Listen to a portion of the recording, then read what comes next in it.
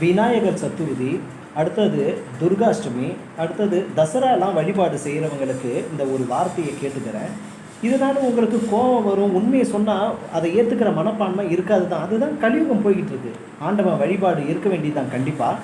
இதில் விநாயகர் சதுர்த்தியில் பார்த்தீங்கன்னாக்கா நிறைய இடத்துல அதை கெமிக்கலால் கிளேயில் செஞ்சு ஒரு சிலை வழிபாடை கொடுத்து அதை கும்பிட்டு வழிபாடு செய்கிறது தப்பு இல்லை. ஆனால் கொண்டு போய் ஆத்தனையும் கடல்லையும் கொண்டு போய் கறக்கிறீங்க. இதனால் நீங்கள் ஏன் இவ்வளோ பாவத்தை சேர்த்துக்கிறீங்கன்னு ஒரு கேள்வி.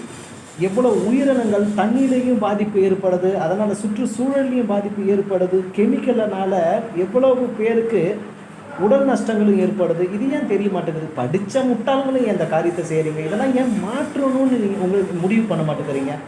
நிறைய விஷயம் இருக்குது அதை நல்லதாக மாற்றுறதுக்கு. இதை கொஞ்சம் சிந்திச்சு அதை செய்து ஏன் பட மாட்டேங்கிறீங்க? காலங்காலமாக செய்கிறாங்கன்ட்டு நீங்களும் அந்த தவறை